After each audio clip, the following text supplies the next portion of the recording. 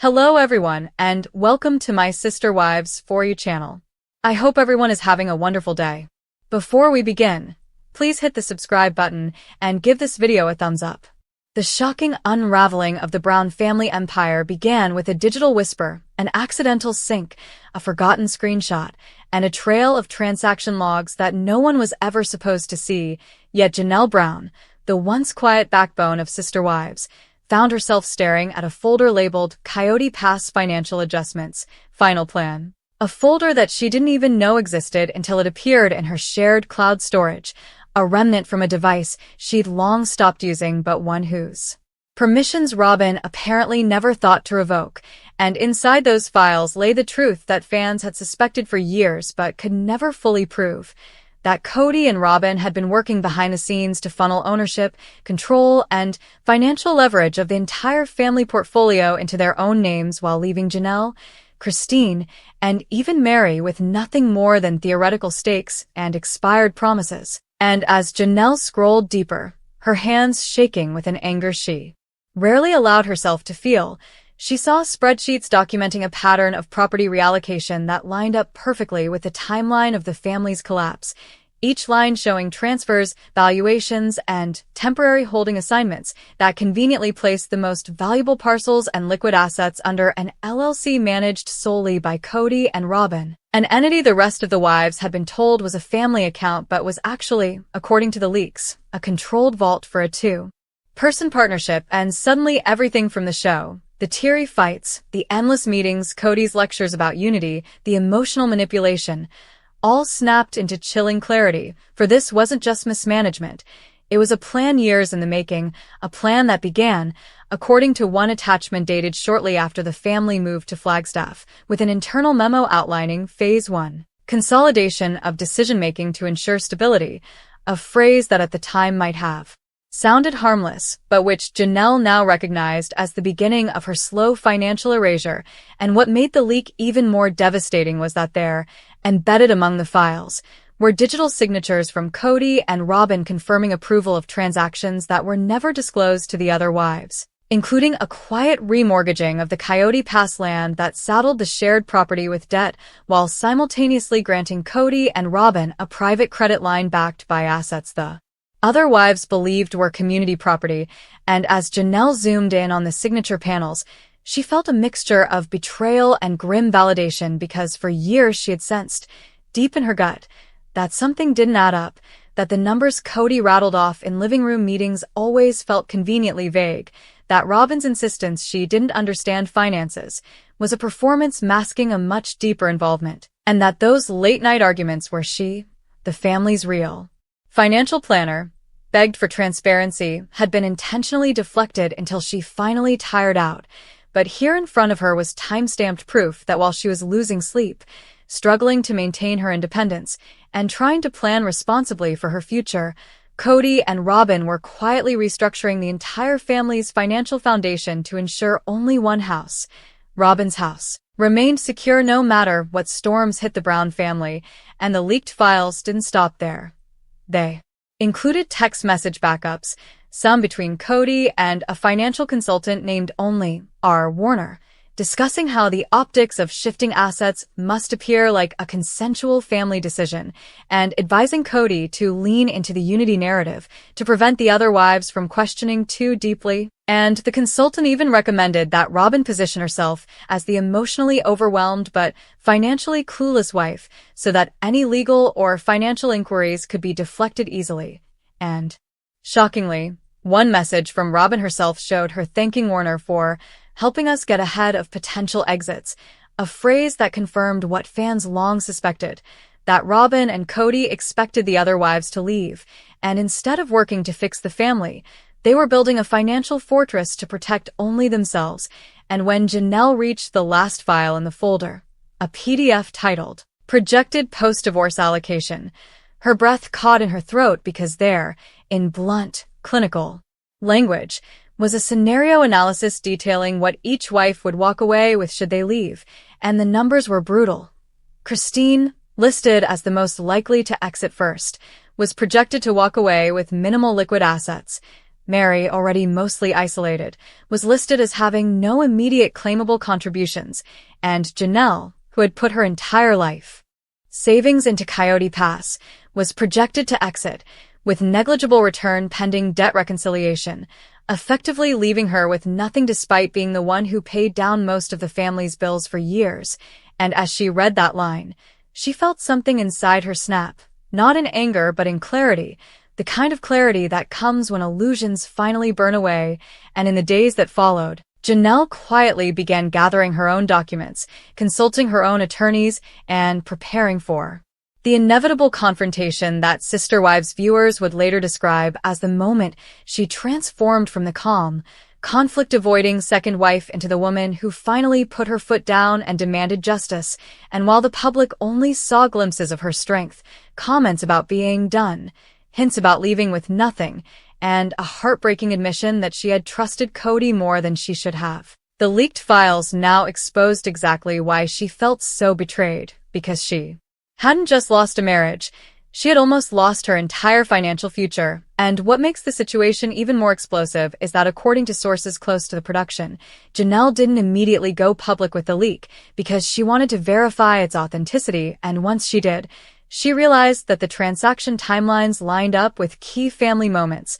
the move to Arizona, the purchase of Robyn's house, the constant delays in building on Coyote Pass, the sudden insistence that the wives re-sign updated property division agreements, and even the suspicious urgency behind Kody's push for one big house. He needed signatures and legal acknowledgments to complete the restructuring, but when the wives refused, he pivoted to a new plan focused on consolidating assets through Robyn's legal entities. And now, with Janelle's leaked files circulating behind the scenes in family circles, the truth is poised to explode on camera, because the documents don't just expose financial manipulation. They reveal intent, patterns, and a long-running strategy that makes Kody and Robyn look less like overwhelmed spouses and more like co-architects of a controlled collapse designed to leave them with everything while the other wives walked away emotionally damaged and financially depleted. And insiders say that when Robyn learned the files had leaked, she broke down in tears,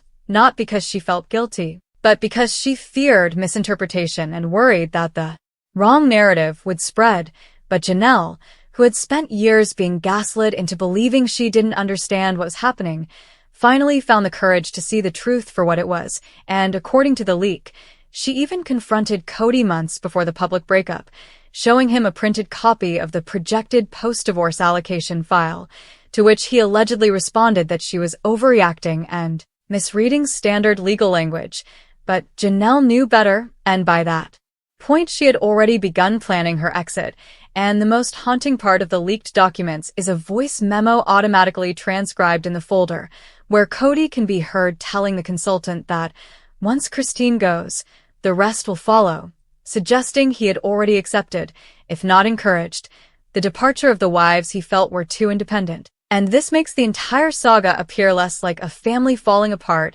and more like a strategic distancing engineered to consolidate financial and emotional loyalty into a single household, Robyn's. And now, as Janelle rebuilt her life, fans realized she wasn't merely walking away from a broken marriage, she was walking away from a financial trap designed to collapse the moment she stopped feeding it. And the leak itself, whether accidental or fate, has now become the biggest Sister Wives bombshell yet, exposing not only the transaction that revealed Kody and Robyn's real plan, but the painful truth Janelle had to face: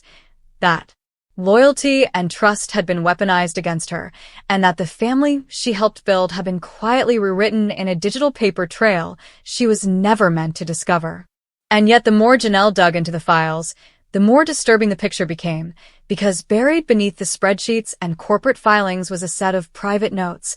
clearly intended for Kody's eyes only, outlining what the consultant called the stability pathway, a multi-step plan meant to reshape the Brown family structure into what he called a two-parent core unit supported by auxiliary family members. Language that made Janelle's stomach twist, because it reframed the plural marriage not as the equal, cooperative family she had been promised, but as a hierarchy in which everyone except Kody and Robyn became disposable. And it suddenly made sense why Kody had grown increasingly cold toward her in the later seasons. why he dismissed her efforts to mediate conflicts, why he reacted with irritation whenever she raised financial concerns, and why he constantly insisted she trust the process.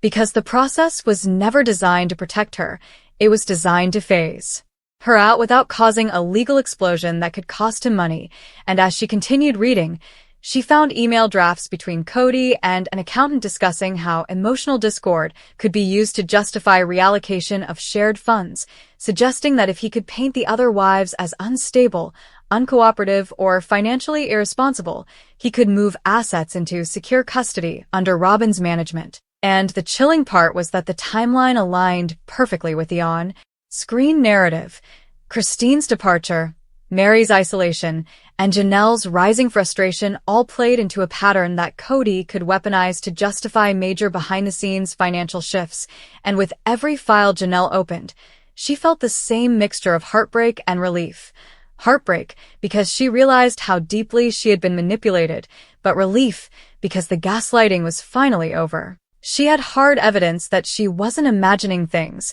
that her instincts had been right all along, and as she cross-referenced dates from the documents with her memories of key family arguments, everything clicked, especially the tense conversations about Coyote Pass where Kody insisted on delays that never made sense to her. But now, through the leaked documents, it was clear that building homes for everyone was never part of the real plan.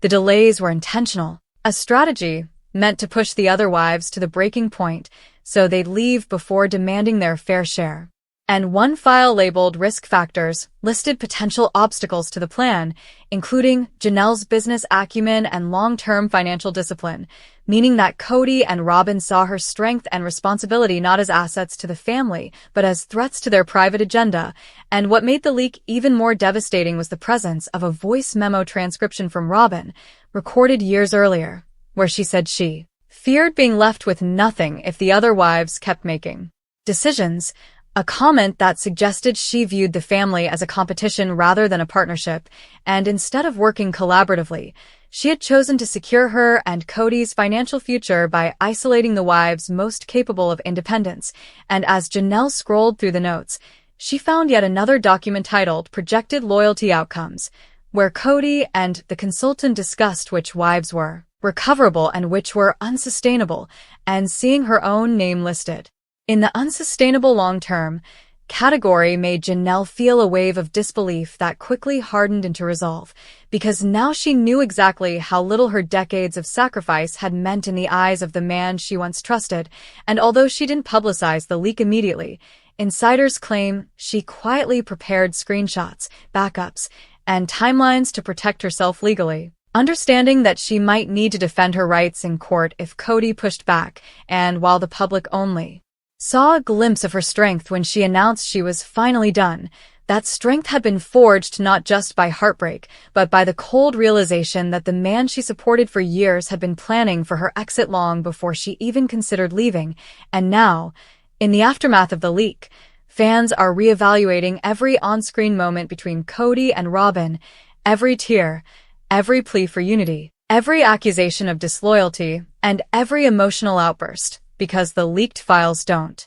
simply expose a financial scheme. They expose a rewriting of the Brown family's entire history, showing that while the wives were fighting for love, connection, and fairness, Kody and Robyn were quietly building a future that included only themselves, a future that the leaked transaction documents have now not only revealed but permanently shattered in the eyes of Sister Wives viewers who once believed the family was built on trust.